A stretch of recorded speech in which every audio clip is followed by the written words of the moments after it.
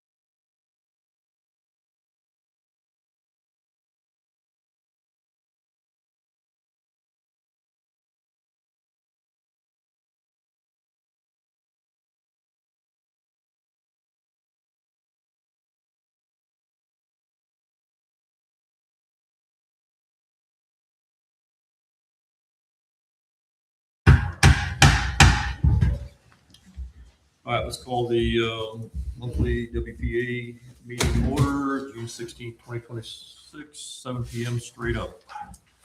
Attendance. Sorry. Marilyn Whites, Stan Earnhardt, Adam Hall, John Rutstein, Bob Meltzer, Blaine Beagle, Cindy Fry, Dave Garson, Brian Larimore. We're all here. We have a quorum. Thank you, sir. All right, minutes, meeting approval from the previous minutes, or from the previous meetings. May 19th monthly meeting. Jonathan has found a error on there.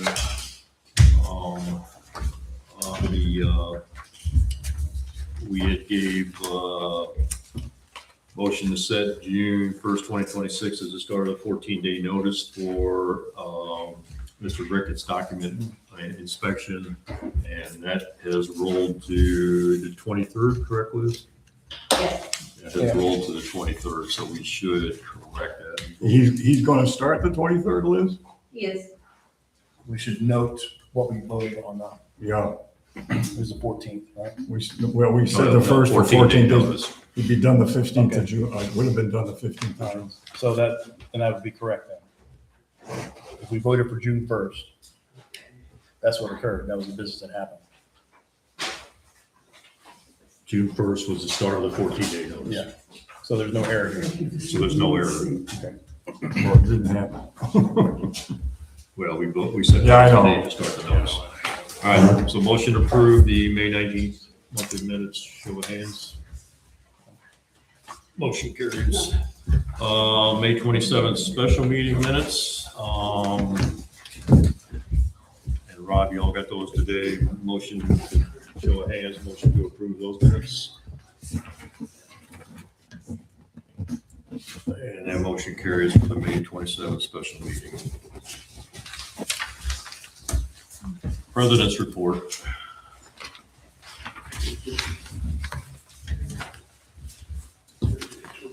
To say it has been a disappointing and frustrating month is an understatement. We have lost numerous good people to resignations from their committees.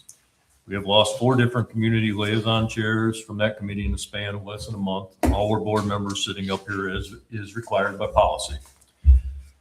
That changed today when Dave and Stan came back on board as community liaisons. That was late this morning.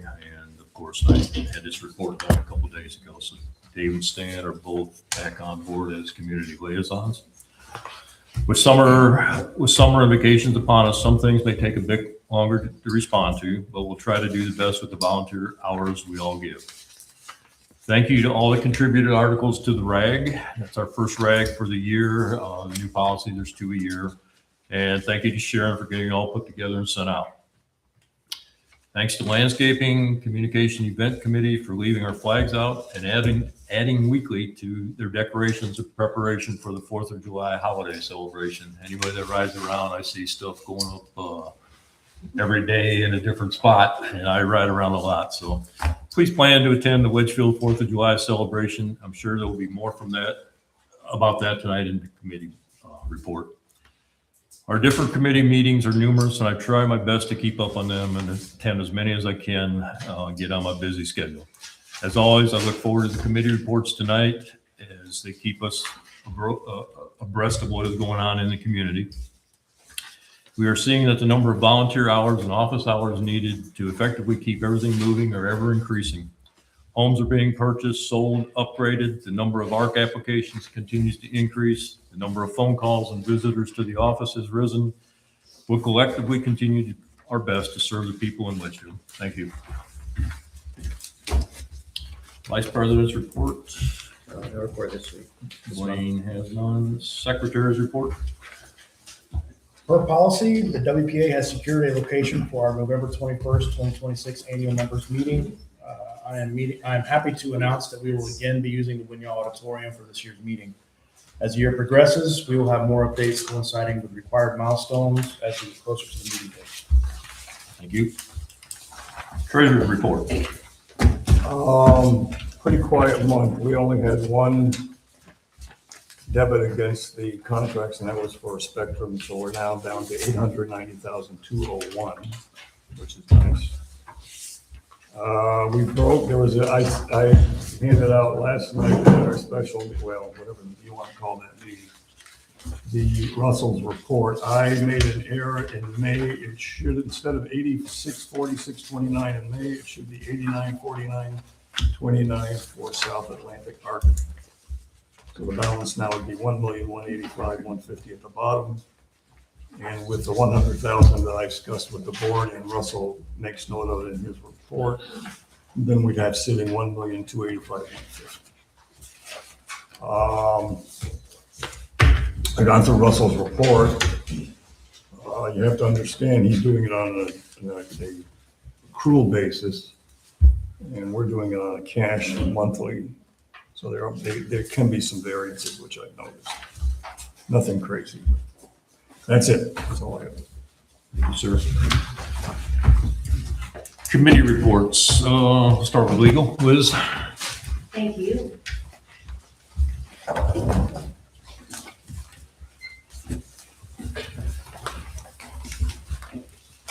As you already mentioned, then, the update on Mr. Ricketts, he's going to view the documents next week, the 23rd at 1 o'clock here. And it's my understanding, I guess his lawyer will be there as well with him. So hopefully that will lead to a resolution of that case. With the foreclosure of the 22 properties, we just requested that it be placed back on the court calendar for the next available date. I did communicate to Joe Crosby, who communicated to Mr. Altman, the lawyer for the LLC, that the board had rejected their last offer. His response to me was, what does the board want? I'm like, well, the board wants their money. So I'm like, I'm not quite sure where he was going with that question. So I did write him back, Joe Crosby, and said the board wants to get back their money to get the money that they're owed due to the failure to pay the assessments. So we're kind of just sort of bogged down with no response from him. And I just said, go ahead and put it on the next calendar then. So I don't know when that's going to be, but I will follow up with him and find out, and I'll let you know. And then we come to the fun part, Covenant 26. So if you look at your attachment, you'll have, I tried to get it all on one page, and I had it on one page, and then when I printed it out, it went to 2 pages. So I apologize for that.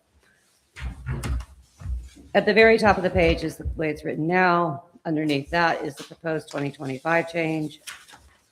Based on all of our research, legal committee's research, these there, the percentages vary, but they're either 2/3 or 3/4 that most of these neighborhoods that we've looked at have moved to instead of a 100%.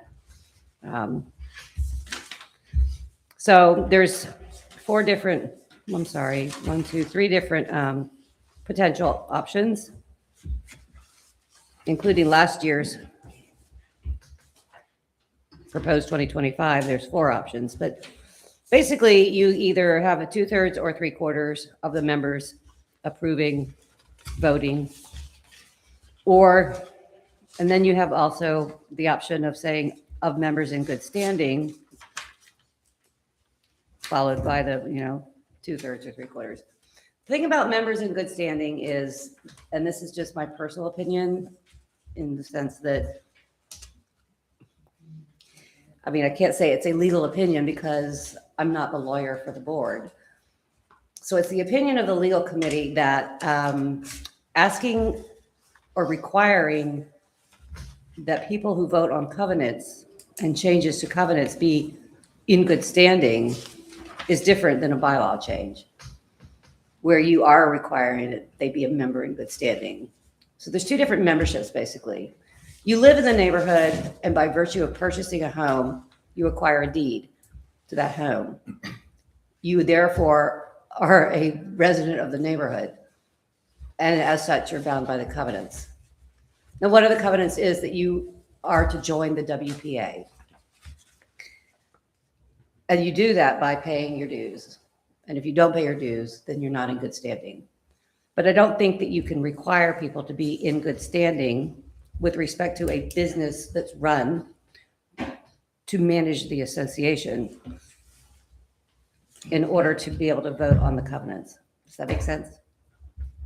The covenants run with the land. The covenant is like a contract that's part of. Cindy, yes. But don't you have to be in good standing to even vote?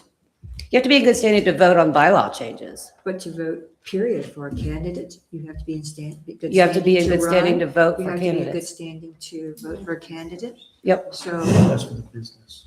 but why not in good standing for this too? I think it's confusing to make a change. I think you should be consistent, and you should be consistent in all aspects of it. I'm sorry, I interrupted. No, you're fine. It's but fine. And I it's just- understand. And I it's just- agree that it's confusing, which is why there's different options. I mean, if you feel that that's something you want to put in there, then by all means, that can be part of it. I mean, that's up to you. Yeah, I would agree it's confusing. It is but- confusing. But the 2/3 in good standing is for the voting for the business and leading the business and changing the business. That's what this HOA is a business. The covenants are your deed. That is your investment in this community. That's what ties you into the business. It is not the business itself. It is your piece of property. So I think anybody who owns a piece of property should have a voice in changing the investment that they've made in their property. That's the way they're supposed to be written, in my opinion. I haven't, if just because, maybe I've fallen on a hard time or somebody else has fallen on a hard time and they can't make their payments, or maybe they're on a payment plan and now they're not in good standing, they should have a voice still on changing the property, the contract of their property that they are living in or living on. So that is not, it has nothing to do with the business. The business still is 2/3 of good standing, but it is definitely not your property. Adam has something to say. No, Huh? not necessarily, but Oh, this is, I don't want to get in the weeds on it, so. right. Oh, well, okay. What I'm thinking though is that I'm thinking of a scenario where I feel like I'm a law professor now. Okay, so imagine a scenario where I'm Brian and I've fallen on hard times. I just lost my job. I wrote a check to the WPA and the check bounced. Okay, things happen. And then I have the opportunity, or we bring up the vote for changing a covenant, and lo and behold, I'm suddenly not in good standing. And so they pass something or does change a covenant in some way. And I'm not saying this one or anyone in particular, in a way that I feel I don't like, that I would not have voted in that manner. I didn't have a voice in that vote because of an unfortunate economic situation in my personal life. I'm so upset about that I just go off and sue the WPA. Not only do I sue them in federal court for a violation of my constitutional rights. And that's because I do have the right to use my property and have access to my property the way I want to, within certain reason. I don't know whether I would win or not, but I don't know whether that's a battle you want to fight.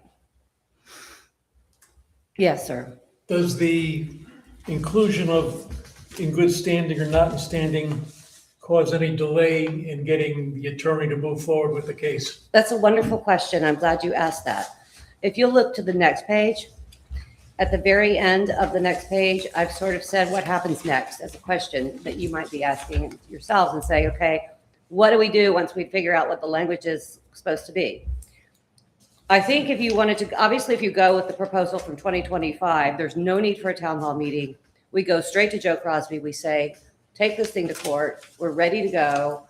We want to get before the court and have him judge so-and-so, whoever he is, a judge, them, rule on, a declaratory judgment action, which is a petition basically from the neighborhood saying, we want to be able to change our covenants and we want to be able to do it without requiring 100%. So if you kept the proposal as written, which is the one that's listed as proposed 2025 change, we could go straight ahead. I think if you still keep the 2/3 language, i.e. the way it's written in 2025, must be voted in favor by 2/3 of the members. And you stopped right there and you took out the words in good standing, I think you could still go right ahead and go, because you haven't made any substantive changes to the nature of the language. It's because the substance of that language is the 2/3 vote. Okay. I think if you change it to 3/4, you're going to have to do another town hall meeting and go through the whole rigmarole of getting people to vote on it and then having it fail again, etc.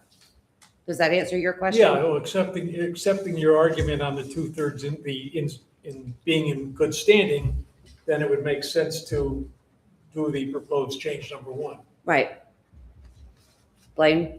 I noticed that none of these iterations have the 10-year cooldown period. So I just want to ask about that. And Sure. if we wanted to add that, not saying that we do or don't, we still need to discuss that. And, Sure. but if we were to add that verbiage in there, would that require town hall? I think it would. But I don't know. That might be something we would just need to ask Joe about, because but if we were to at least get one of these proposals, then we'd be able to change the other problems. We've got to get the first step of Yeah. How hard would- having the hard ability would that to be? make the change. Like before we tack it can on later, you're Before saying? we can target anything else in the covenants to. You could do change. that. You could, like he's saying, you could go ahead and request that he proceed with the 2/3 majority, or, a 2/3 vote. Mhm. And then you could revisit that issue of the 10 years at a later date when you would only need 2/3 to change it Yeah. again. So if we go with the 2/3 Mhm. and we get approved, okay, now the covenants say we need 2/3 to change a covenant, then we could potentially change a covenant at any time. So what is I guess I don't understand what the purpose of the 10-year is if we already are giving ourselves the ability to change the covenants. Right. So the way the verbiage was written in some of those other neighborhoods that we looked at and that we talked about was that they were saying things like,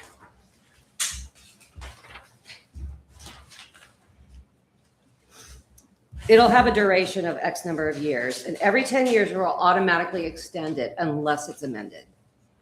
So the 10-year time frame was sort of given as you don't want to just be changing your covenants every year because the whim strikes you. Or a new board comes in and they're like, oh, we don't like it. We want to change all the covenants. And then 3 years later, you're just constantly revisiting the same thing over and over. So their 10-year thing was sort of once every 10 years, the opportunity would arise So to does do that, that. so once we get the 2/3 though, if we put the 10, does that prohibit us from changing any of the covenants for 10 years? It would, yes, if you did that right away. Okay, so let's just say, for example, that we get the 2/3 thing. We get the court to say, yes, I agree with you. 100% mutual consent is outdated. And we're going to grant your declaratory judgment action and allow you to change your covenants with only a 2/3 vote. Okay, so you got it. You didn't say anything about the 10 years. So that's the time to go in and make whatever changes you want to do.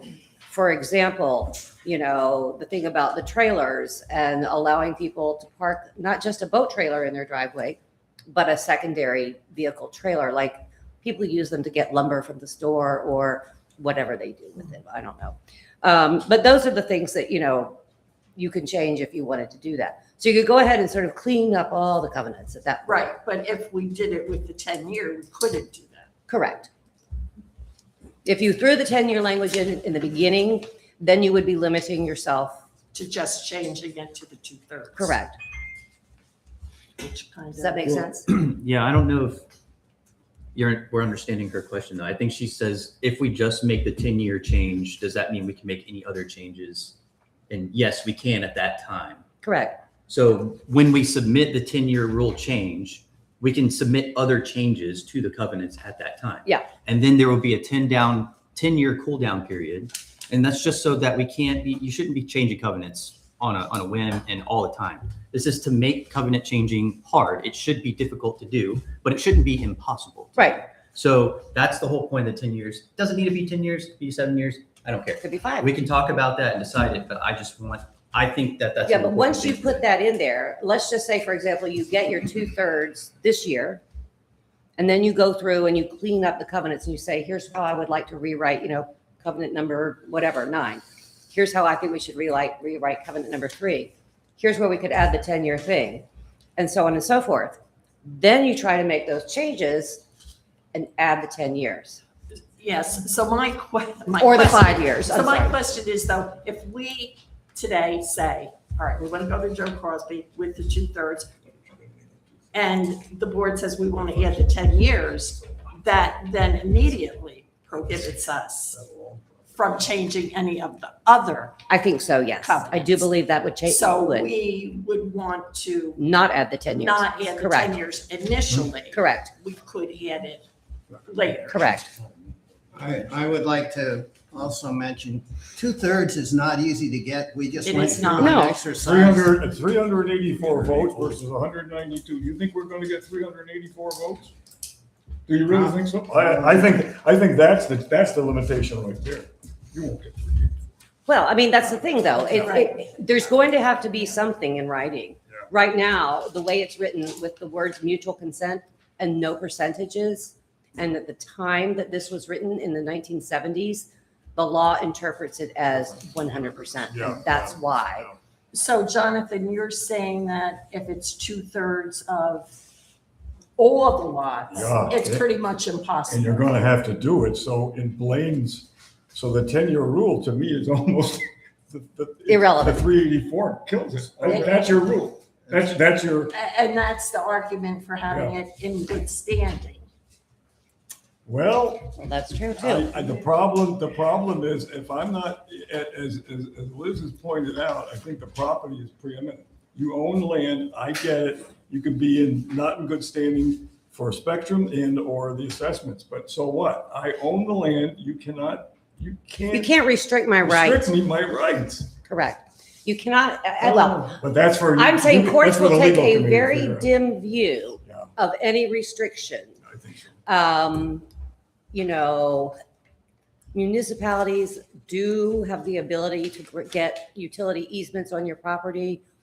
And that's been the norm since, that was litigated in federal court, though, under a constitutional question where, is it, whose rights are trumping this issue? Is it the homeowner's rights or is it the municipality who wants to put in the power line? And they being federal courts have ruled that when there is a, outstanding benefit to the public, but it's not the same for an HOA. We're nowhere near that. So I'm just saying they take a very, very dim view of restricting people's access to their property rights. Well, it's like the Saporito, in a sense, it's the Saporito case where we, way back in the early 80s, the Saporitos, the canal owners were charged a special assessment because they lived on the canal. The court took a dim view of that, saying the board does not have that authority based on our bylaws, which is everybody's treated the same. Based on the bylaws and Yeah, so covenants at now the we're going time. to say, well, you're not in good standing. Hey, I think we're losing this battle. Just that case alone, somebody could bring that up. But I'm not a lawyer, so. Jonathan, but before you mentioned the 2/3, are you suggesting we lower the No, I'm not amount saying. needed? No, I don't know. What do you think? Well, no, I'm saying the I don't know. difficulty, you mentioned the difficulty of It's going getting. to be, what was the highest votes we had this last time? 317. How many Yeah, total all- votes? In our votes? 317. You said, Marilyn, you said there was 209, How many were? 204 and 109 against. 204? And 4? I- and 200. 109. So you had 209. 309 at the last, 109 against 204. so you had 309 total. Most people voted 317. Yeah, you're going to have to come up with another 90%. I just don't think that's going to happen. Well, do we want to revisit the percentage then? Do we want to figure that out? You might want. Now, I just want to argue this point though, that the 10-year cool down period or whatever, in my opinion, it would generate more hype and more anticipation for the change. Therefore, you get a bigger turnout in that voting period. Because if you could vote all the time for covenants, there are people that wouldn't show up because they wouldn't care as much if they can just vote next time, right? Oh, we'll just do it next month or in the next 6 months. So my argument is psychologically, you would have a bigger turnout, more people interested in voting if they know, oh, the 10-year window's coming up. We better go check out what the covenant changes are and see if we want to vote. Yes, but Blaine, we wouldn't want to do that initially because. No, then no, I'm we not saying couldn't change initially. it. I agree with And- you on that. I agree with you on that okay, point. I agree with you. But I'm just down the saying, line. I see people shaking their head and everything. You should really consider this before, and just think about it and see if we want to implement But that. Liz, the timing has nothing to do with the annual meeting. I mean, we don't know when the court would even rule on this group. Correct. Right. So we're probably going to be looking into 2027 before we really get something like that. It's possible. The problem is I don't know Yeah. how the civil court Yeah. moves down here because I'll tell you, criminal cases tend to get priority and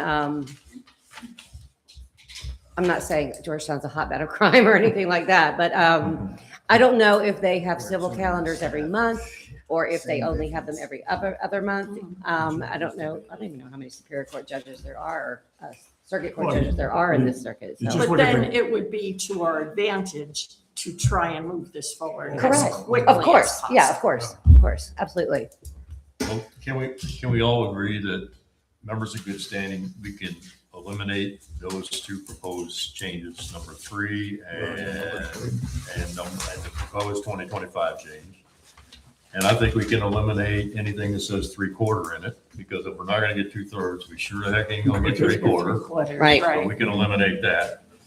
So if I crossed out everything that leaves proposed 2026 change number 1, we can leave the 10-year off, as everybody said, because we don't, as Maryland Blaine said, we don't need to do that right away. We can do that in the future.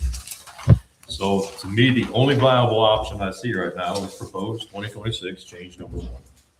That's my opinion. So I'll make a motion that the board vote in favor of proposed 2026 change number 1 as submitted by the legal committee. I'll second. Motion and a second on the floor. Any discussion? Yeah, I mean, are we sure we want the 2/3 to be pushed through?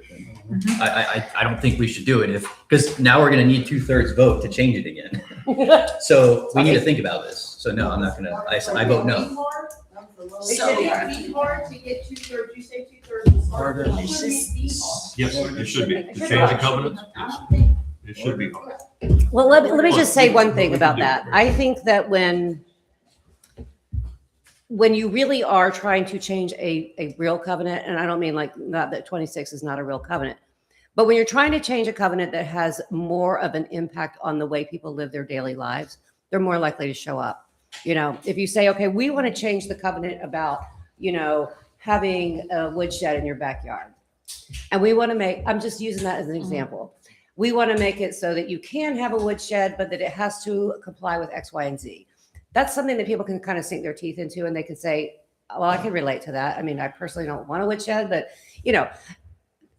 26 is very nebulous and it's very out there. The other covenants are a little bit more concrete. If you say, hey, we're going to have a meeting about changing a covenant to see if, condo owners are going to pay a different assessment. That's something people might show up for. Whereas, the ethereal intellectual concept of changing covenants and whether we should sort of vote on this gateway covenant is kind of foggy. That's just my opinion. So, Blaine, would you propose a lower amount, Yeah, not too much lower, like but 60%? Is there, I don't know. I think 2/3. I think We- 2/3. we Now, don't have remember, any- if you change the Oh, number, Yeah, you're going to have to go change- back to a town hall Yeah. meeting, and we're going to Yeah, I have don't to, think we yeah. should. I don't think we should. I'm just pointing that out. Yeah, no, Yeah, thank Good, you. bad, or indifferent, but, No, yeah. thank you for pointing that out. I think we should stick with it. Correct. And I was reminded by my esteemed colleagues on the legal committee, 2/3 was the lower end. There was nothing lower than that. And we probably should keep it there. We are missing data on our residents. So that was one of the other things on the legal standard is we are missing some of the data. So that could be why we didn't hit the 2/3. Good point. Yep. Motion and second on the floor. More discussion on this board, or are we ready to move? We need to get this thing going. Yes, I think I agree. we're ready to go. Yeah. All right, by show of hands, all those in favor, we're going with proposal 1. All right. Motion passes. Good. I got one more question of you guys, and then I'm actually going to be excusing myself early today because my sister's in town from Ohio with her children. Quick question, though. We have been collecting a lot of data from Robert on trying to just get a complete understanding of how many people are present in the neighborhood. I mean, I know we have 576 property owners. Of that, we've got about 10 to 20% are only lot owners, not homeowners.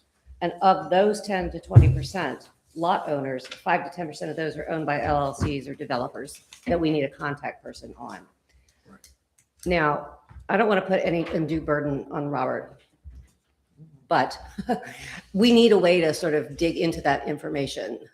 So I want to know if our legal committee folks can work with him and not put more burden on him, but get access to, say, who's the contact person? Then we can call the company and say, we're calling on behalf of Wedgefield Plantation. Agent of record? I understand that so-and-so is listed, but how often do they update that? Even Yeah, that's when, true, but I mean, that should be the first.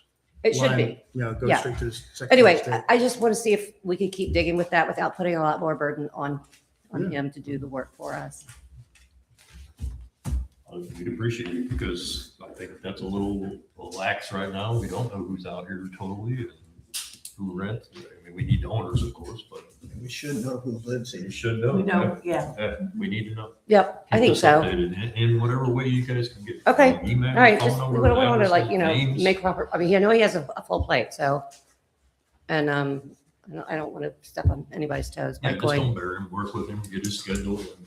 Is that possibly like a policy change that we need to look into where, if you own an investment property in here where you fill out a form, possibly like provide information?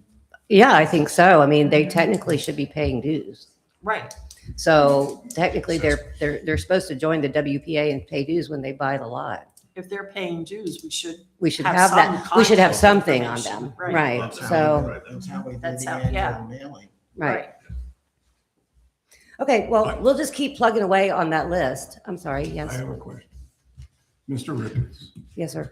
if and when he gets his review with his lawyer, that satisfies his suit, which I'm named twice in, Yes. what happens to it? So once he's had an opportunity to review the documents, which one of us needs to be here, I'll be here if you want me to be here. But remember, he's not to have any copies unless we redact them. We have to be able to look at the documents that he's wanting and copy for him and then charge him 25 cents a copy. But we're redacting information, so we're not giving him unfettered access to the documentation. And I can do that. I'm fine with that. So what happens then is that Joe needs to go to the court in a motion and file a motion to dismiss the lawsuit at that point, saying, okay, you got what you asked for, which was access to these documents. Now the ball has bounced. Let's end it. Cool. It's been going on. My name's attached to this twice. What's that? My name's on there twice. I know. No one else on this board's got it. It's still 2026. I was given till the end of the year to figure it out now. I'm just kidding. I'm just saying. And we have to Well, try to. but that brings up a point. Oh, I'm sorry. No, I don't run for this board. I'm off the board. I'm not only named as the former treasurer. Yeah, I know, but I'm it's personally your named. I'm coverage. not going to defend myself and spend money. No, but your coverage is maintained. I hope so. Yes. Yeah. I'm sorry. And for everybody, please respect that process on the afternoon of June 23rd. So Rob can get us what we need. Liz will be here. I'll be here, and we can try to get that done that afternoon. So just we'll lock the door on the office when we're in here and just respect the process. Thank you. All right. Is there anything else for me? thank you. Do you mind if I go? Thanks, I'm Liz. sorry. Okay. Thank you very much. Hey, thanks, Liz. It was All right. good report. All right, finance, go. Okay, so we had, the last meeting before this one, we had a discussion on management of the office. And I think we've all agreed that 24 hours is not going to make it, or doesn't make it. And there's been a lot of discussion going to 40 hours a week. But then that brought up the whole issue of how do we do this? Because I've had discussions with Robert, he doesn't want to go 40 hours. So that and further discussion in May went to a proposal that Brenda would, my right here, Brenda would put together a RFP, request for proposal for looking at a management company. What we had happen in May was First Residential came in, and I brought them in so that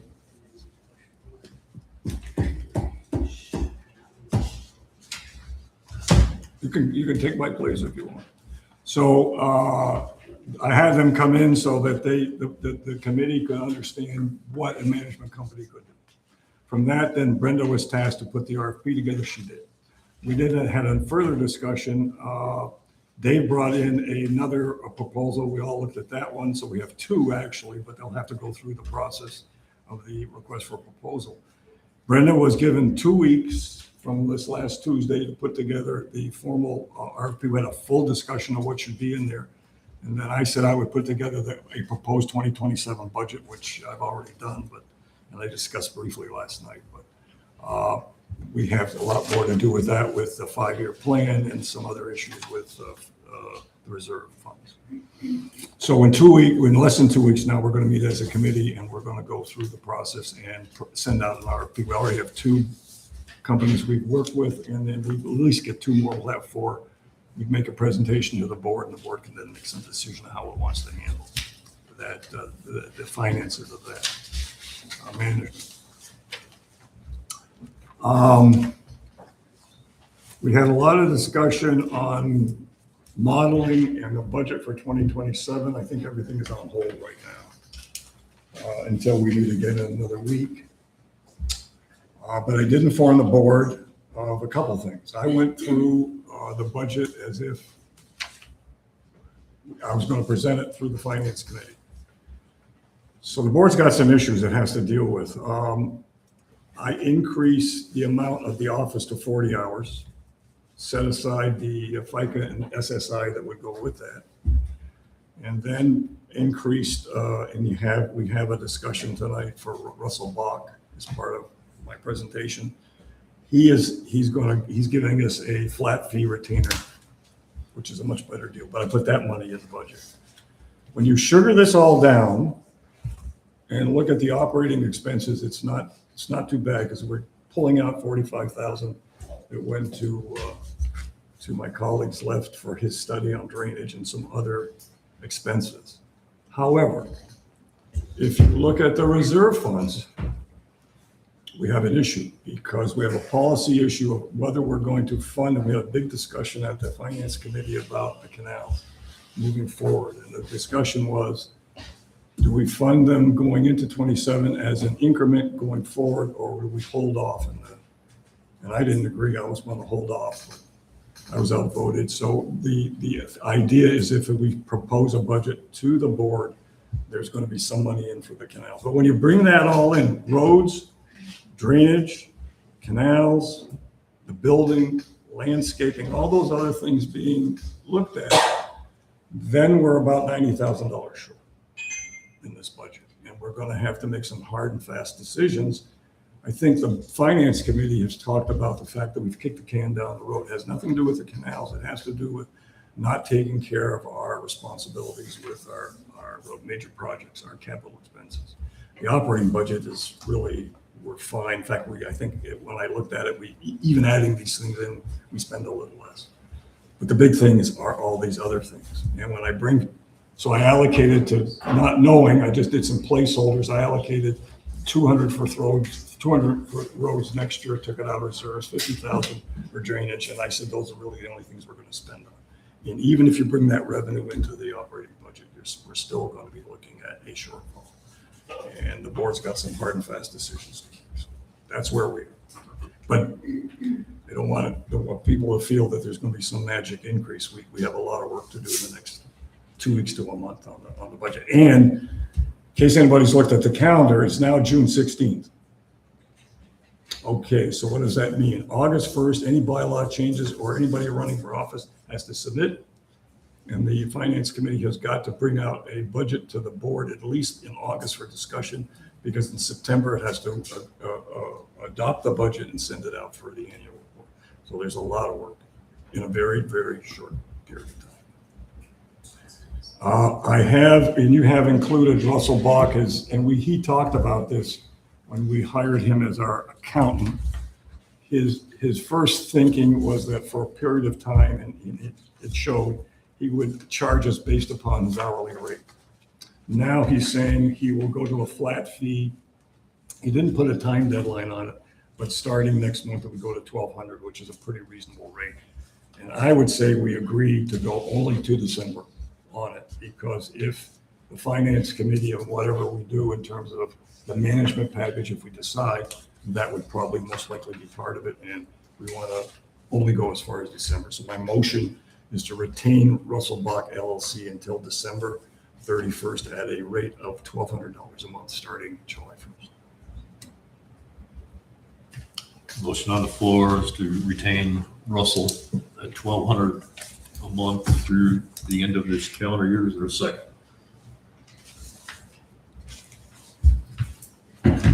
Second. Motion and second. Yeah, second. Okay. Discussion. The, so what's the difference in cost per month? Well, to give you an idea, this month he's charging us $3,600. And this would be the last month where he has an hour, where he's doing an hourly rate, Brian. We're going to do a flat 1,200. And that's a much better, and he even talked about it in October when we hired him. It's a much better deal. Is 3,600 a high number or the average? Yeah, I mean, it's a pretty, well, I think people will think, well, 36, oh my God, but again, I keep repeating, and Cindy certainly can vouch for it. Starting in June of 24, we lost our bookkeeper and we lost Rob was only hired for 10 hours for Spectrum. We had no budget for Spectrum, no break-even point for, we didn't know what, we're flying blind on Spectrum at that point. So he's had a lot of work to do. I mean, I know there's criticism here, there, and everywhere, but understand that the process, he's really had a lot of work to do to get things where we are. We're pretty close now. And the only thing left is to segregate from his report, which I'm going to send him this week, the actual budget that we adopted for Spectrum and pull it out of the budget. But $1,200 a month is I think it's pretty for what we're doing in terms of a association. Any further discussion? So is he doing, can we talk a little bit about like what he does every month? Okay, here's the deal, and I've explained this to the board. We ran on a legacy reporting. The treasurer, if you look at the job description of the treasurer, I only have two main functions. One, develop a budget, present it to the committee, and the committee presents it to the board. And the second thing is really investments. That's it. That's my responsibility. Somehow, when what happened was when Michelle and Kathy left, the whole thing was up in the air, and there was really, we didn't have a bookkeeper. We were flying blind here. I'm not going to say 100% that the books were great at that time, but now they are because Russell's gone in there making a lot of adjustments. So we're in pretty good shape. But so it fell to the treasurer to make these reports. It is not the treasurer's responsibility. That and I've always believed that if you look at, I am supposed to give a brief report at the annual meeting on the condition and the finances of the association, and only a brief report based on what Russell has put together here at each meeting. That's it. So it falls to him really now. All the reporting comes from Russell. He has a QuickBooks accounting access, so he's in there all the time making adjustments. But it's not my responsibility. It just simply, it's a conflict of interest. I shouldn't be doing. No treasurer should be doing. And so I think it's wise that we retain him through the end of December. Let's see what happens as we work through this RFP proposal, which is going to happen tomorrow. Because it's a lot of money. We could be facing a lot of money. And that's going to be a tough sled. But we'll see. But I think retaining him till the end of December is continuity. God forbid we decide not to do this now. What do you do? Let's go to the end of December. And the reason is that ends the year and you get the next audit going. And he's already in there. So it's money well spent wisely. So what would the next step be? What's January 27th? Well, I think what's going to happen is Brenda's putting together from the committee's discussions. Brenda's going to put together the request for proposal that we'll send out. So in 2 weeks or 1 week and a half, we're going to have that discussion and we'll send it out. All right, so now we're into July. We'll interview. We'll be into August, probably September. We'll make some kind of recommendations, but no one should be under the illusion this isn't going to cost us money. And that's, along with everything else going on here, it may not happen in 2027, but it may happen in the middle. I don't know. But what you got an accountant who's been here, gone through all the troubles we've had of pulling this the finances together, don't throw the baby out with the bathwater, that's all I'm saying. And I'm not sure that we can sell the management, and it's gonna cost another 150,000 on top of this other. You gotta remember something, every 150,000 we only gives us 82,000 in revenue, because you have to cut off the delinquent arrears. So it's 82,000. That's what when you raise $150,000 per lot, you get 82,000. It's not a lot of money. And so if you've got to bring in, let's say 150 for a management firm, and plus we got to figure out how we're going to do this 90, you could be seeing a $200, conservatively a $200 increase in the assessment. I'm not saying we're supporting it. I'm just saying you could be looking at that. So the safest way right now, let's get Russell through the end of December, and then the board's going to have to wrestle with the management and the budget for 2027. In another month, we'll start presenting it to the board. All right, a motion's on the floor, unseconded. Let's take it to a vote. All those in favor of retaining Russell at $1,200 a month Till through the end of December. December 31st, by show of hands. Motion carries, approved. Can I ask a question? 2 questions, John. Go ahead, shoot. You mentioned when we hired Rob, he was a part-time employee. Correct. Our policy says we should have a part-time employee. And several times we've talked about, we need more time, another part-time employee, at least to see us through. Mhm. It would seem to be, for us, the way to go, to be. Yeah, I'm not disagreeing with you. I'm just, what I did, like, with your thinking, I just said, okay, we need 40. I think we agree, we probably need 40 hours here. You're running this is a small village where 24 hours you can't do. So so theoretically, I just allocated X dollars as if there was a 40-hour position here. Now, how you slice it up, I I just. don't. No, I agree with you. I was just wondering whether finances has discussed that aspect, that possibility. We haven't got there yet. We're playing with dollars right now. And You're correct. any thought about resurrecting the accounting committee? Well, the thing is that I wouldn't do it, and I wouldn't do it because either way, you have a professional on board now. And if you don't have Russell, you'd still have a professional management company in, and you don't want to give it. I mean, you could have the audit committee. You could do that. I think that we could have. Is that what the time? Yeah, audit committee. You could do it, and they could work with the auditor and make the presentation to the board. Well, even if you have a management company, you're going to need people to keep tracking of what the management company is doing. It's not going to eliminate any work. No, I think you're right on that. Well, you had a second question. Those were the. Okay. That was the 2. So in 27, one more thing and then we'll move on. In 27, if it's not Russell, would we look at another in-house bookkeeper like No. Kathy, or we would stay in the? No, I would then the proposal would be in the budget that I fooled around with, you've got somebody like Russell for a year, for 2027, one way or the other, whether it's a management company and they're part of, you meld in their money to the total pot. No, you got to have Russell, because then he starts, then if we continue with Russell, then he continues with the 26 audit with the firm we've already hired. So, I mean, it's a very good system. You don't want to screw this up. We don't want to be back to 2024, folks. Don't cross that bridge. Thanks, John. ARC report.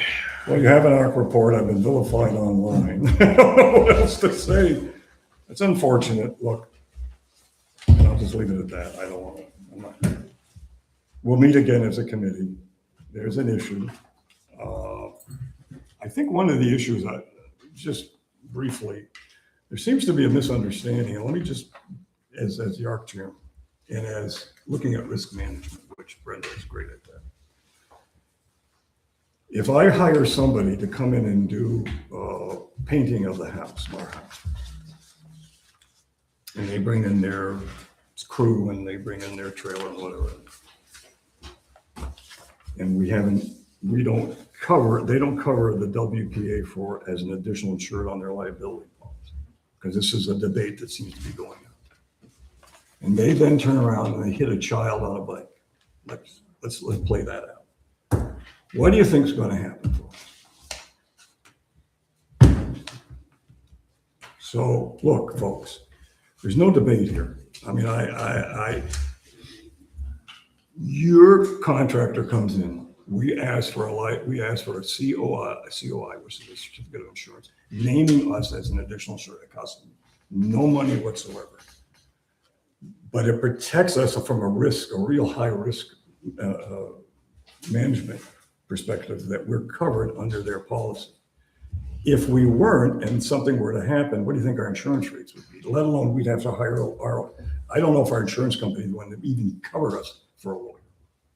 So that's why we call for and ask for an additional insurer. I mean, look, I've been at this since December. We've got about 35 projects and only one has said no. And I got news for you. If that's the heat I'm going to take online with whatever's being said, look, the issue is to protect the WPA. I'm not interested in one individual. And that's all I'm going to say. And I've got a handout. You can even see the handout. The recommendation from a lawyer in Charleston talks about this. You're crazy if you don't get covered under a certificate of insurance. That's my, and you have my report in there and we'll have another meeting and we'll go forward on the ARCs. Thanks, John. Yeah. All right, roads.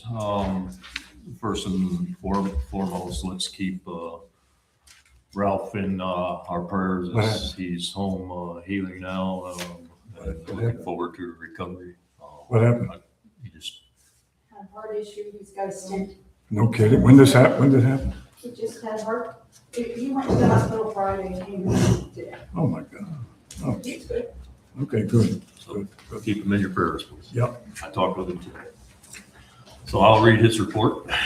To all HOA board members, the asphalt repair has been completed at 361 Francis Parker and the pothole repaired on Wedgefield Road near Captain Anthony White. City attached coastal invoice for payment. This was approved at the April 2026 monthly meeting, and he is correct. That invoice was $7,034.94. The Roads Committee has also obtained another quote from Coastal Asphalt to separate Wedgefield Village and Pool Place out as one project. See the attached quote to be reviewed and discussed for possible approval. Unfortunately, with the increase in cost of oil and everything, there's been a huge increase of the unit cost, square yards of asphalt for those two roads. The new quote for Pool Place is $27,962. For Wedgefield Village Road, it is now at $109,576. Total $137,538. That was discussed at the finance meeting the other night as to how, when, and where we can move forward with that. So really, there's nothing else to bring up about it tonight, except as these projects drag out and everything increases, so that all our costs out here. But doesn't that, isn't that pending drainage also? Yeah, well, more so on Rags Ferry back there in Maryland. Oh, okay. Drainage on Pool Place, I think, is non-existent. That wouldn't come up. Yeah. Wedgefield Village Place is Road, when Ralph and I, and if any of you've made it over there, there are some questionable spots that is the WPA interested in fixing their problems when we pave. So that all has to be discussed before we probably ever say go. So you are correct.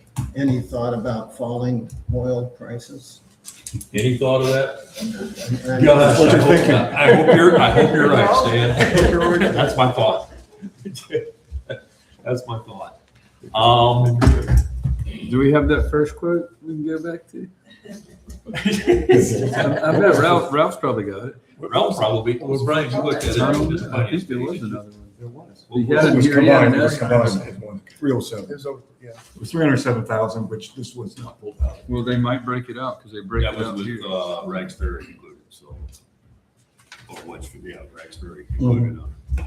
So, all right, so we don't need a motion to pay that invoice that was approved months ago.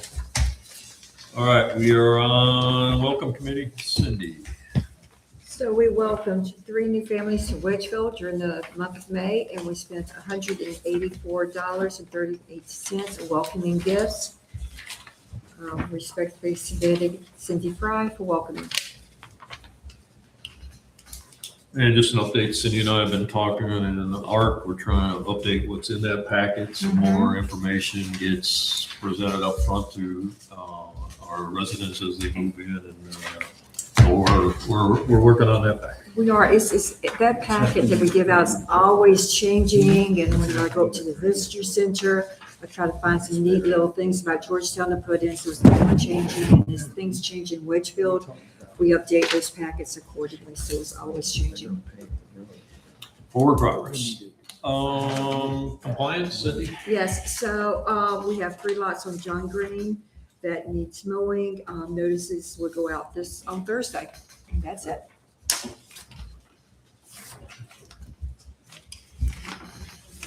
All right, community liaison, as I stated, we were empty until today, and Dave and Stan came back on board. Dave has went ahead and got together a report for us. So Dave, go ahead. Okay, the committee liaisons responded to several concerns voiced by some residents of our plantation. A resident needed the art committee to inspect trees in their backyard that bordered on the HOA property and theirs. A resident needs clarification for putting personal notices on the HOA electronic bulletin board. And a resident needs clarification on the correct operation of the fountain spray located at the entrance pot. And these requests have been forwarded to the appropriate committees for their review. Thank you, Dave. Communications, Blaine. Just a quick update this month. It was a pretty slow month for us, but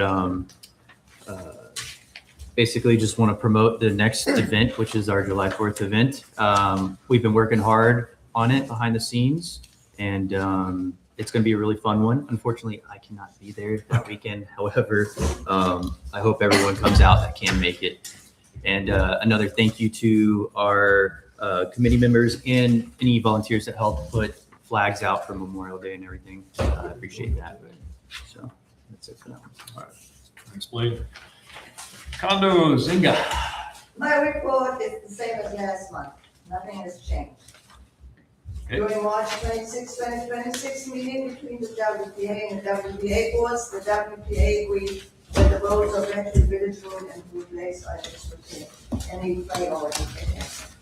The ditches needed on Rexbury Road are between 3 and 5, but recommendations from the drainage committee as to how to proceed is still needed. We are anxiously waiting to hear from the WPA as to when these ditches are finally being corrected. Same with what will be next month. Okay, appreciate it. Thanks, Inga. We just talked about those roads. We just did. Cut us some slack. All right, drainage, long range drainage, Adam. So we'll probably have more on the long range next month, but just for drainage. So I spoke with G3 Engineering yesterday. They've completed all their field survey work. So they're at the stage now where they do all the 3D and 2D modeling for us. We'll have maps. We've talked about this recently. You know, our attic storage up there, we have all these long tubes with all these maps of different sections of the neighborhood. We're going to have some of that, but now we're going to have all this information they took in the field goes into a CAD program where we'll be able to tilt, turn, or they'll be able to do that. I'm sure we'll have some, but some Google Earth type function, if you've ever played around on there, gives us a whole, you know, bird's eye view of the lay of the land. What that'll do for us is it will give us data that'll help us in planning future drainage maintenance, because it shows you where your bowls are and things like that. And then, but we're also waiting on the guidance for the site-specific areas. They're engineering the ditch on the side of Rags Ferry that we've been talking about for so long. One other thing right now, before I jump into my next section, just I want to encourage everybody to go check out the drainage section on the website. It's under in the policy manual. So we just had a a project come before ARC that actually came to me where a resident wants to put in a pipe in their front yard. So as big of a problem as drainage is in here, this is the extent of our drainage manual. You know, if you see the ARC manual, it's as big as the whole policy manual, but we get 2 pages for drainage. And it gives you all the specifications, the things that you have to do. If you are intending to put in a pipe or alter your drainage ditches or swales, you are going to have to come through this office, and I am going to recommend that you enlist a contractor for that. Your application is an ARC application at this point, then they'll kick it over to me. Now, this is a side note, but sort of unfortunately, this week we had a resident who's gone through all the proper channels. She has a contractor, she has a sketch. So she's doing this project right. Our policy manual says that all work shall conform to South Carolina and Georgetown County standards.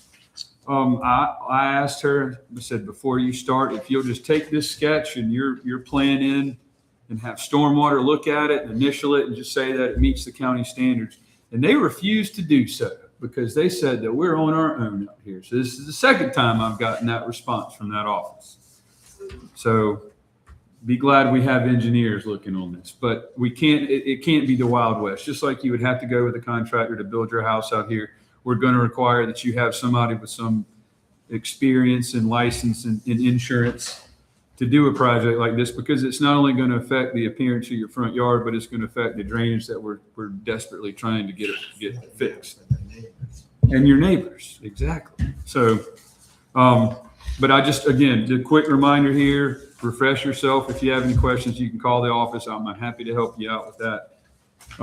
Now, the other big thing we want to talk about, the Drainage Committee's been trying to gather bids for just general ditch maintenance. Now, obviously, we have some engineering going on for big drainage projects, but this is the kind of stuff that you can probably drive around and see after it rains. What ditches are holding water?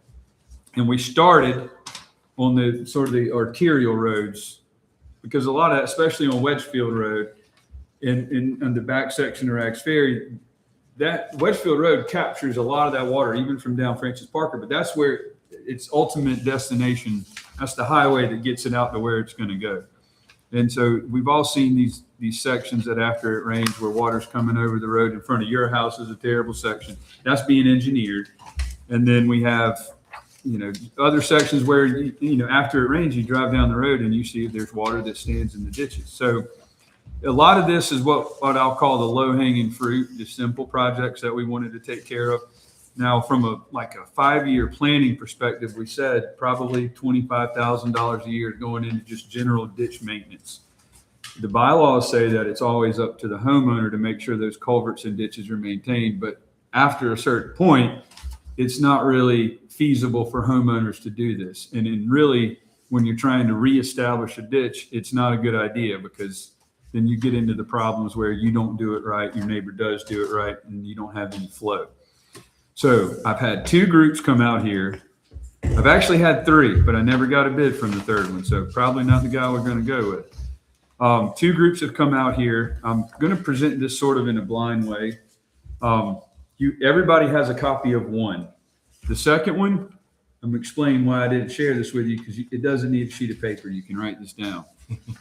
The first group they've never done any work for me as drainage chairman, but they've done a lot of work in Wedgefield. And this has a list of all the areas, and I could go through them all. But the important thing to remember is these are just the places that hold the water after it rains. Real easy to understand. And the majority is on this side of the neighborhood. There is a plan. We are working on Rags Ferry section, but just to get started. So we have a quote for these 8 items here. Sections of road. A lot of it's Wedgefield Road and a lot of it is Francis Park. That quote came in to the tune of $12,030. The other quote that you don't have a paper for was this group came in. They looked at all the exact same areas, and they gave me basically a per day rate. They're like, we'll do it on an hourly thing. This is the way we like to work. So it's $1,200 a day for a 10-hour work day, and $550 for a dump truck load per dump truck load on site. So he'll come in with a mini excavator, work for 10 hours a day, and then haul off anything that's taken and removed from the ditches. So that gets you $1,750 per day for one group. The other one is $12,030. So this guy has to get all the same amount of work done in 7 days that the other bid does. I know it sounds really hokey, and I wished he hadn't done it this way, but he said this is how he likes to bid his jobs. Now, after discussing the two, and met me and Stacy Mabry, who's my fellow drainage chair, my co-chair of my committee, the two of us, we discussed this at length. The fact that the one group has done work in here before, and also in their scope of work here, they even mentioned using the transit, taking measurements, understanding where the outfalls were, where the other guy was basically like a point and click sort of a deal. I got the equipment, I have the license and the insurance, and I have the dump truck. You tell me what to do and we'll make it happen. Well, maybe we get more work out of him per day than we do with the other guy, but who's directing that work? That's the problem with that. And that's why we weren't really comfortable approving his bid. Whereas, the long and short is it might work out to be cheaper, but we're not really confident in how that work goes. I did have another group that had the resources and the wherewithal to really take this project on. They came out, they looked at it, and they kept saying, I'll get you a bid, and I never got a bid. And if that's any indication of how quick they can come and address our work, then that's probably not the people we want to work with. So it's a little cockeyed. I understand, it's sort of screwy.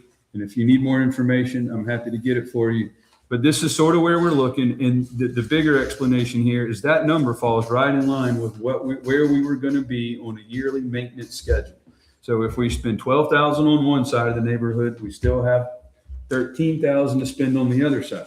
But that also, we don't have the quotes back for any of the engineered drainage work that's coming, which primarily there are 2 sites over here and 3 sites on the other side of the neighborhood. So there's a consideration there as well. After this gets done, where we're going to spend the other half of that yearly maintenance budget that we've sort of come to.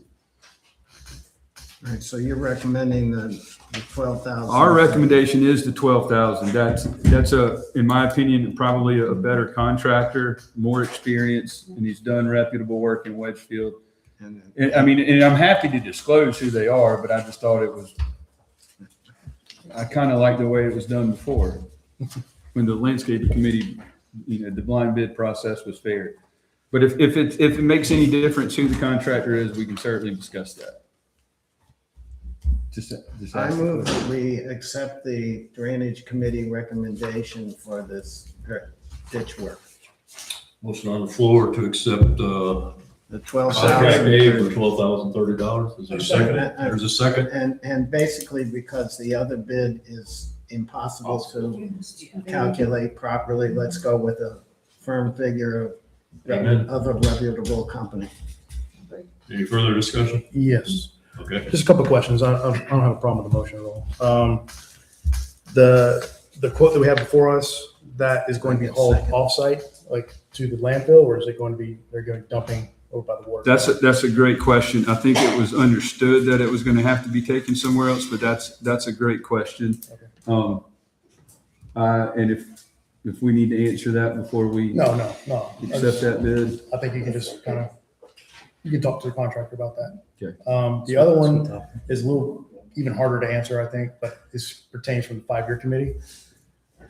What do you think would be the lifetime of this work? Like, when would you have to go and revisit it? From what I understand, according to Stan, it was 2000 since the last time any significant regrading was done in the ditch. So we're 26 years out. I think that's far too long.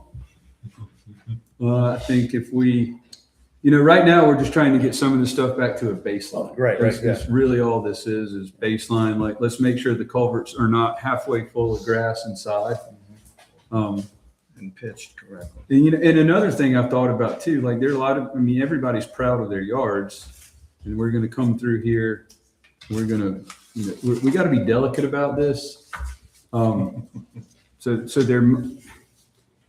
we didn't discuss this when he was here because it wasn't really a concern as far as reestablishing drainage, but what does it need to look like when we go back or when the guy's out of here? I'll explain to you later how it was done. Okay. Right. Like, are we gonna try to go in here and resod people's yards, or is it gonna be like, we Well, they fixed don't- your ditch, if they you do want it sod, all. you do that yourself? They'll do it all from the street. The Well, ditches- that's correct, but a lot of people have nice grass swales. Right, but they take this long scooper thing, they transit, they figure out how much dirt they have to take out. And the thing goes down and it takes that scoop out, puts it, and it just works its way down so that it's just the bottom of the ditch that is removed. No landscaping was done at the time. Okay. It was done back in 2002.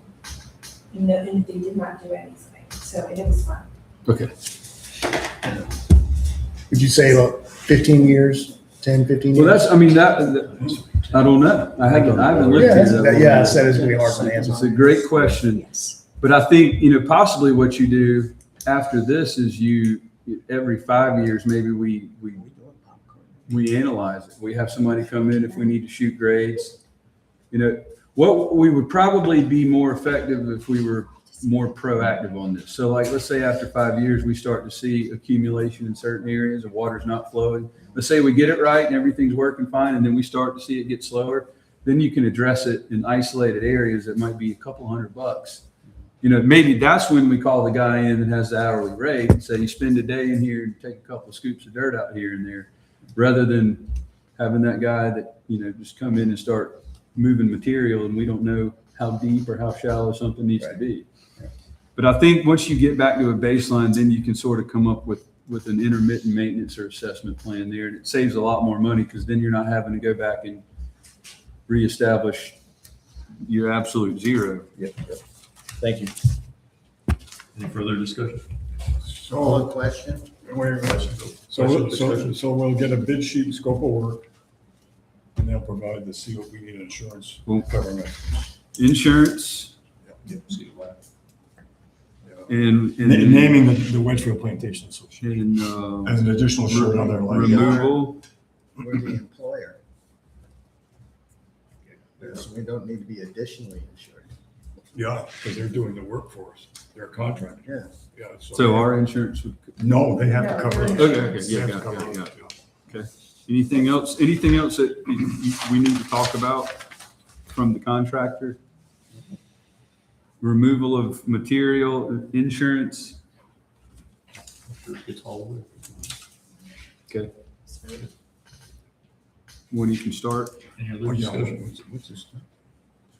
as soon as I call him and tell him the guy, we'll find out and I'll ask that. Yeah.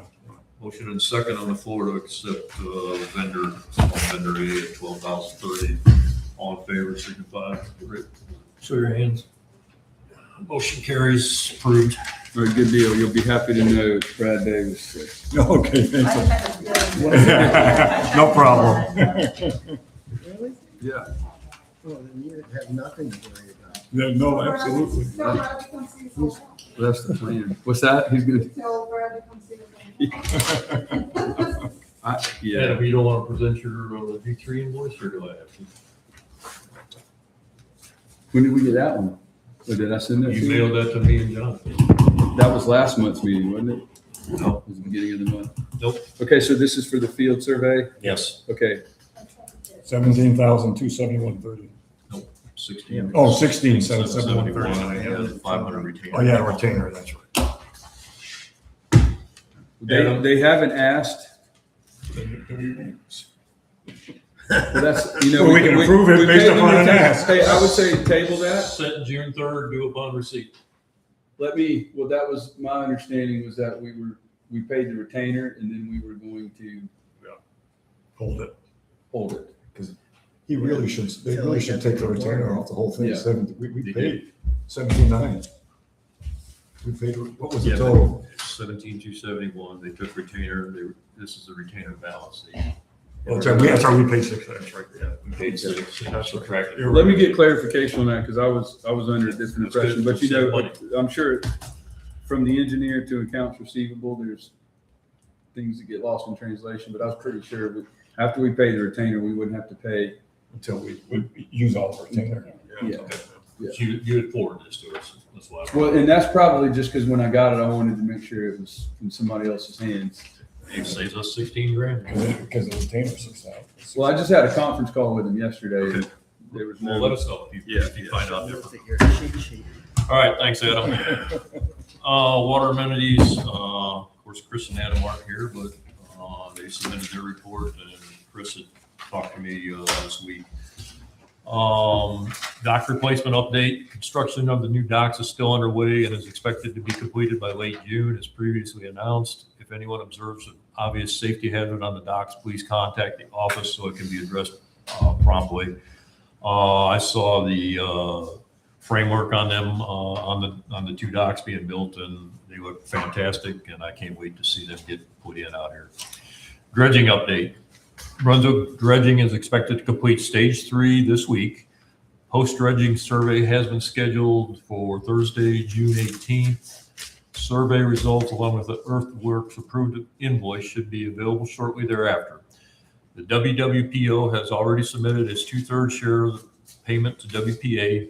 The only remaining dredging areas are the main canal around Ricefield and the main south entrance. The dredging contractor estimates that work in these areas will take approximately 4 to 6 weeks. Thanks, Chris and Adam. And a copy of the check from WPPO for $102,724 and change is in our packets and attached. Robert has that so he can deposit it so we can pay for phase 3 as soon as we get that final invoice. All right, thanks, gents. Landscaping, Jennifer.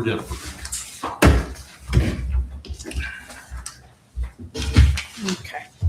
Our new landscaper has started and officially launched targeted cleanup efforts to address common areas previously neglected by the past provider. Once initial cleanup efforts conclude, the vendor will transition into a regular structured maintenance schedule. So far, as of this morning, out of 3 days, 10 hours a day, 3 guys, they have taken 6 dump trucks off the property of debris. So they're still at it. And once that's completed throughout the neighborhood, they'll start on a regular schedule.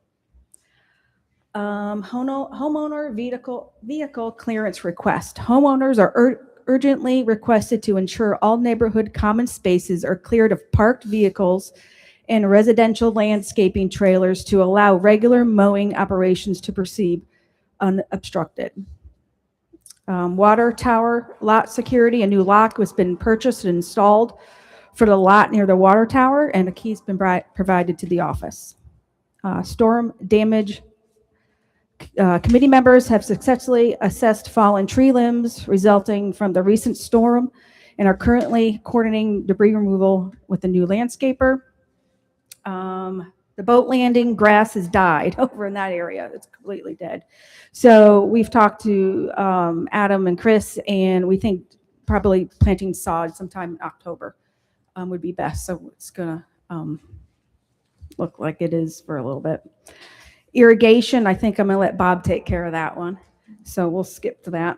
Low voltage lighting, following a resident notification on May 28th regarding offline landscape lighting around the Oaks. A full system audit was conducted. System controller configurations were confirmed correct, and a manual visual inspection during active hours was verified that all lights are in proper working order. An official thank you email response was sent to the notifying resident. Lot 5A preparations for upcoming 4th of July and future events for mosquitoes and ants. Our landscaper is going to contact the chemical contractor. We planted a little more flowers of color in the front entrance where the sign is. I also trimmed a little bit over the area so you could actually see Wedgefield Plantation. Dollarweed patches on the golf course side of the islands as you come in was sprayed by the golf course, so it's dying off and it looks a little bit better now. We sent an email just this week, I believe, to Cindy for compliance for John Green Lane and the properties there. Yard of the month. has been awarded to 268 Hague Court. If you take a look, it's an outstanding job they've done from the time they bought that home. Front entrance motor vehicle accident. We're still working with that. I'm not sure if Bob has an update on that. Okay, and then the vinyl wrap, we are not allowed to put the vinyl wrap around that box. So we have possibly come up with another option, and is to use movable planter boxes with tall lattices. This approach would provide necessary screening while allowing the boxes to easily be relocated in case the box needs to be repaired. Yes, sir. Is it possible that the lighting around the trees could be brightened a little bit? I can check into that. I had guests come in and they commented, gee, they could hardly see the effect of it. But I can check into that. Thank you. Thanks, Ken. 5-year planning, Brian, Blaine. We've been working with the finance committee, kind of giving presentations to them. I don't have a report for the board or for the community, just that we are still modeling and projecting out 5 years plus, and trying to determine the best path forward that we can recommend to the finance committee so they can continue to work. But it's an active, like at the last meeting, it was really, it was a dialogue. It wasn't me just saying, here's some numbers. It was, let's change some numbers. Let's look at this. And that we're at a good point that we can actually do stuff like that. So being that flexible at this point, or agile, is really helpful. I'm really proud of the committee for putting a lot of this together, because we haven't had this up till now. I don't know what type of, it doesn't matter. Anyway, moving forward, we're going to be working with the finance committee a lot more, and we'll have something with more meat for the community at a later month. Thank you, Brian. All right, PPE report. All right, first of all, I'd like to acknowledge the handoff from Stan on any PPE questions I had for him. That was a big help trying to establish where we were and get ourselves started. Herb and I met, I'm not sure what day. Anybody that's interested in joining that committee, just let me know, and we'll be glad to have you. The Rags Ferry Pond had a new fountain aerator installed on May 30th. It's a beautiful addition to our neighborhood. Both ponds were treated on June 4th. The pond fountain aerator at the entrance has come under scrutiny after the installation of the newest one. It is working. It's serving the purpose to keep the water aerated to prevent problems in our irrigation system.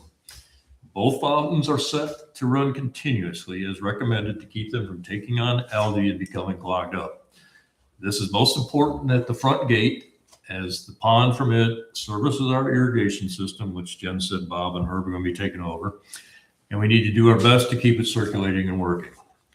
I didn't put it on to make anyone upset or anything. I put it on moving water cannot get clogged up because it's continually flowing. Shut the thing down, the stuff all gathers around it, clogs it up. When you start it up, it all goes through those little orifices, and then you've got a problem. If you look at the sprinkler heads out there, you see those little small holes. Doesn't take much algae to do it. So we're doing all we can to save money in sprinkler repair, and that should be the end of that story. On June 10th, the office HVAC system had quit working. It was repaired and serviced the same day. I think in less than 4 hours, we got somebody in here to do it.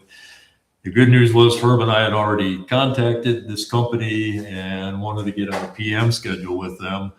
But Rob sent me a text, "Hey Bob, it's 75 in here already, and it's warm."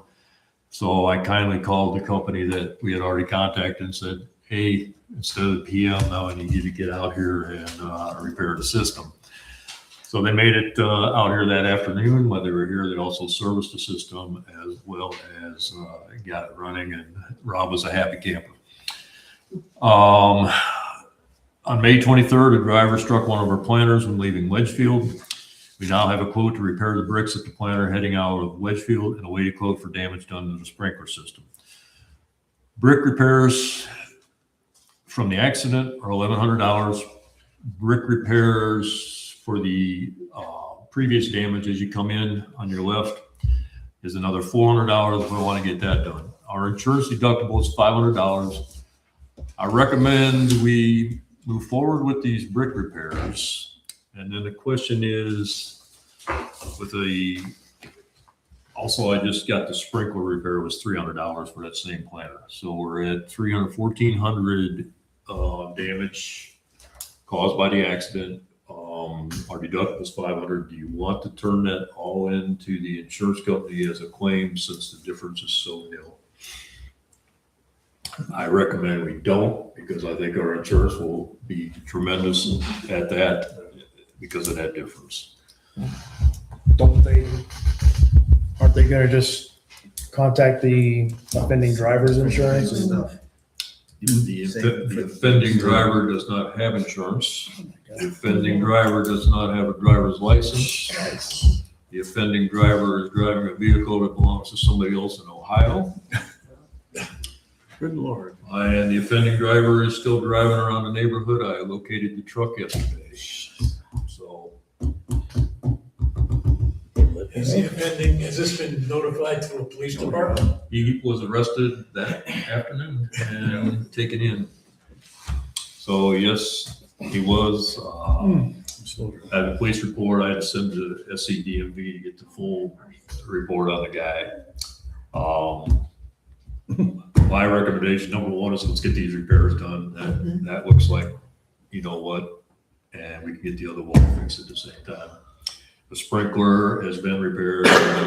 Rob showed me that that check has been written out for that $300.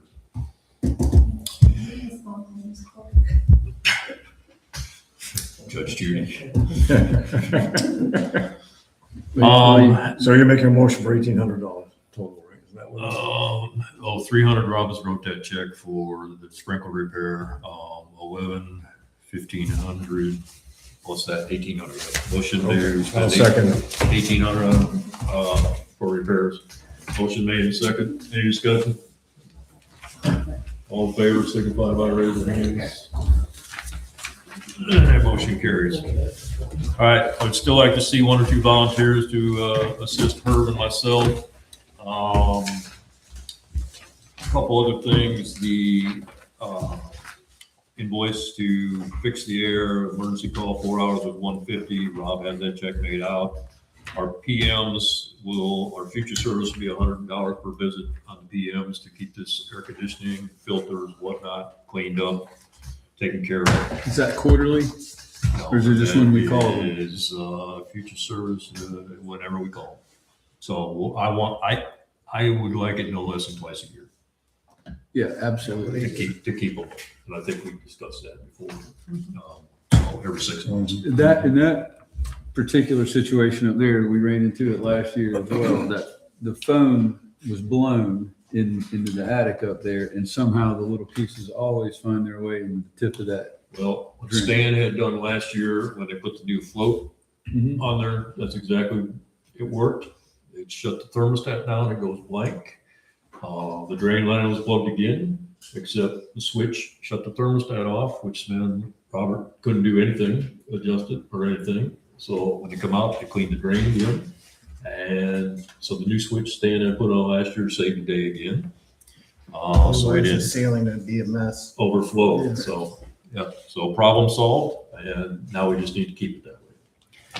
All right, I also have the invoice for the pond treatments and the new aerator. I'd like to make a motion that we approve $3,291.48 to get that paid. Second. Motion and second for $3,291. Any discussion? Show of hands, favor, paying the $3,291. Motion carries, passes. Last but not least, board members, I sent you a June 8th email from Grid Source, Michael Broussard, with a slideshow. Did everybody get a chance to review that? I don't think there's any way we can keep on here. Grid Source is the company hired by Frontier and Verizon to come in here and finish installing the fiber optics. I pretty much laid the law down with talking to them that they must stop here, check in with Rob daily. They must not block our roadways. They must leave everybody's property better than they found it when they leave at the end of the day, and we'll all get along. Anybody have any comments, questions? You read it, opposed to them? Again, there's nothing we can do to stop them, but they need to work with us, because right now, the number of complaints I get where, hey, you gotta come and see this person's doing this, and I get my truck and ride over here and I don't have a gas allowance. I think I'll just tell him, if you're all okay, we'll go ahead. Okay. Hey, Bob, when they come into the neighborhood and we know about it because there was stuff here, can we put it on the bulletin board and on the sign? We should post immediately. One of us, whoever they contact, Rob is really good about it. If I tell him that Santee's at this location, he quick does it for me. Perfect. But if I don't know about it, or we can't let Rob know about it, then it doesn't get posted, and that's another problem. Hey, he didn't let us know. I understand. Well, now we know he's got your email address, so we should be able to get that heads up email. We're gonna be in town this week. All right, and that's it from PPE, except I love the new sprinkler. I'm not happy with the way this looks. The other sprinkler from that pond is out, or aerator's out back. I have a sprinkler head arriving tomorrow. Herb and I are going to try to see if we can fix that appearance or what it does. And I think this time it will work because we're not shutting the water off. Herb and I will get that put in. It's just a nozzle. I got online. I knew the manufacturer. I come and looked at this one, and it's just a twist lock piece you put in there. You can have any pattern you want. There's different ones. I got on Amazon. It cost me $75. But if I can help with the complaints and the people that don't like it and whatnot, it's $75 well spent out of my own pocket. I don't care. I'm going to try to make it look presentable and nicer. I don't like it either, except like everybody says, it works. It's doing what we need to keep the sprinkler system going. And that's all I care for, because the irrigation system will become an urbanized project and not landscaping anymore. We just need to get them to pass the torch, give us the keys, try to keep it up. And speaking of that, there's another broken irrigation head today, right in the circle. Somebody just drove over and broke another one. So, we just paid $300, but there's going to be another $100 or whatever to fix another one. That was reported today. All right, and a report for me. Unfinished business. All right, thanks, Rob. Item number 1 under unfinished business, we got that cleared up today, and that should have never made it on there, as it was taken off We'll last take care of month. it next month. So we'll start over next month with that. All right. The second reading of right of refusal, only replace the old version with the new. Is there a motion to go ahead with that? We don't need a motion. Second reading? Yeah. Just Approve it. just approve it. It's approved. Okay. Move forward, get it, we should post it. We have to vote on We it. have to vote on. Okay. I make a motion, we replace the new version that we all posted last month. So, Right of refusal, motion on the floor. Is there a second? Second. Second. Any discussion? Show of hands. Motion carries. Approved. All right, new business. Keeping up with my presidential duties during the month, I had contacted Eileen Kramer, and she and I spent an hour or so discussing the upcoming nominating committee and what needs to be done. So after discussion and her and I going through everything, because it's new to me and she's an old pro, I would like to motion that this is the committee we present to the board for approval tonight. Eileen Kramer, Donna Boshears, Carol Cleary, Kim Dunn, and Nancy Johnston. I make a motion that we all accept that. Second. Motion second on the floor. Any discussion? Say the names again. Yes, sure can.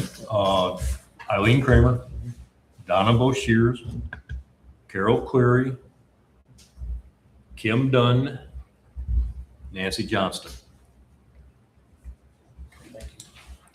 Motion on the floor of the board and second to accept that as a committee. By show of hands, all in favor? That motion carries. All right, that is our new nominating committee. And as part of my duty, I am to name the chair of that committee, and I will name Eileen Kramer as the chair of the nominating committee going forward this year. And I believe she has their first meeting set up, which I'll try to attend, and then we'll go from there. But thank you, Eileen, and thank everybody on your committee. Can I ask one thing before we go? Not about their nominating committee. You brought it up about the invoice, and I know July can be a tricky month with some people being here and not being here. Should we just go ahead and vote to improve that? We can approve the expenditure because there's that $16,000 invoice, and I think there was a second one for like $187, I think, for reimbursement for travel fees or something for the survey crew. Does that make sense? We vote to approve the expense, but we don't have to write the check, and that way it's already done. After you approve the work, yeah. Yeah. Say you approve up to, that's it. You're still gonna figure out. Is that a motion, Adam? Yeah, I make a motion to approve the latest G3 invoice in the amount or up to,